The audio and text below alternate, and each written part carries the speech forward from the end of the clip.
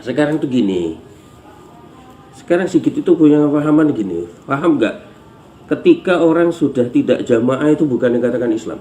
Paham atau tidak? Bisa nggak mengatakan?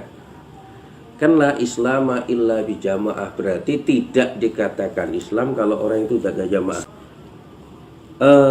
Tidak dikatakan Islam kalau tidak berjamaah. Jamaah di Indonesia ini setelah ditelusur sejarahnya, Bapak Haji Nur Hasan itu yang pertama. Fubayatil awal fal awal.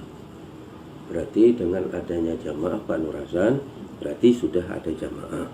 Iya kan? Nggih. Nah sekarang ini orang sudah paham jamaah lama, terus keluar dari jamaah.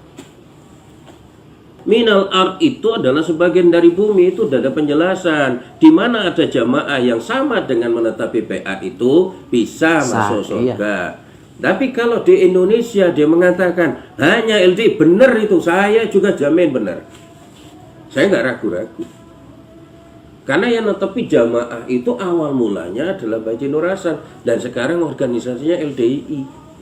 Apa zaman kemakan sejarah pelintir Salafi? Iya. Yang ini, karena Pak Tugu ini referensi ke siswa alumni. Pak Nur Hasan cabut baiat dari wali. Oh, kalau itu enggak. Al-Fatah. Saya enggak ada. Padahal sejarah enggak. Saya malah enggak tahu, malah enggak tahu wali Al-Fatah enggak tahu. Bahkan saya ngasih buku wali itu ke Pak Yusuf. Itu dulu berteman, wong juga pernah berkunjung ke Kediri. Tapi kan jelas di surat serah terima, di surat kuasa itu nitip murid, bukan baiat, bukan.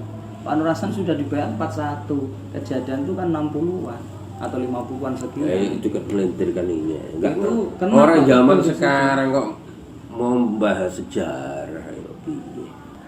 Ya kalau misalnya sekarang Indonesia, dia orang Indonesia itu mengaku bahwa hanya jamaah DI yang masuk surga, kami yakin enggak? Kalau mengatakan hanya LDI jamaah di Indonesia, misalkan LDI itu kan otomatis Indonesia dong. Secara logika ngapain kita menerjemahkan ke lain? Jadi intinya LDI sama jamaah kan kayak dua mata sisi doang gitu. Itu Bukan. itu. Hanya jamaah LDI yang masuk surga. LDI singkatannya Lembaga Dakwah Islam Indonesia. Jelas di Indonesia. Nah ngapain kita membahas masalah yang lain? Ya kan? Nah, ada pun di Korea sambung ke jamaah, karena di sana belum kelihatan jamaahnya, nggak ada. Balik. Di Arab Saudi malah apa ada jamaah, kita nggak tahu. Nah, maka itu sambungnya ke Bapak Imam. Umpama ada jamaah di sana itu sangat tertutup dan tidak bisa, karena itu sudah dianggap, sekarang orang menganggap raja itu adalah amir, ya kan? Nah, tapi banyak sejarah sebenarnya, tidak perlu saya ceritakan, banyak sejarahnya. Orang mengakui bahwa jamaah di Indonesia itu tahun 41, ya kan? Tahun 28 NU berdiri itu bukan jamaah, organisasi. Yang di Beat itu Mbah Haji Nur Hasan. Jadi kalau Anda menerjemahkan bahasa orang tanpa lewat tabayun itu keliru, ya kan? Sangat keliru. Jangan, mohon maaf, jangan mentang-mentang kita belajar di sana kemudian dapat penjelasan. Itu ilmu sebagai pengetahuan penguat jamaah, bukan untuk melecehkan jamaah. Iya kan? Orang fitnah, Pak Iman dulu. Saya pernah belajar di Utsman, tapi apakah saya mengambil ilmunya Utsman? Enggak. Ya kan? Bahasa saya menegaskan Salim itu begini, Teguh begini, berani saya ngomong. Kenapa? Saya punya keyakinan.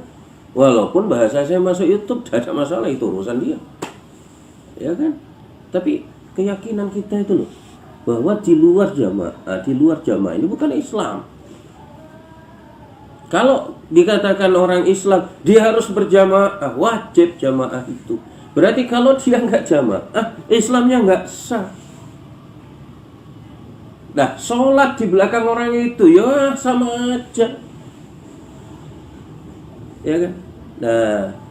Nah kira-kira nih hati nurani Anda itu sedikit ini, kira-kira kalau ini orang jauh nggak jamaah, sholat di belakangnya tuh sama tidak? Yakin aja, menurut kefahaman Anda aja. Kalau saya makruh, Pak. Hah? Posisinya dibenci.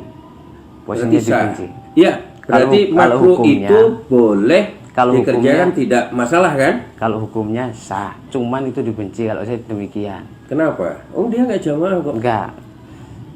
Saya tanya loh, dia nggak jamaah. Iya. Nah sekarang kefahaman Anda, saya tanya lagi, orang nggak jamaah itu Islam atau tidak?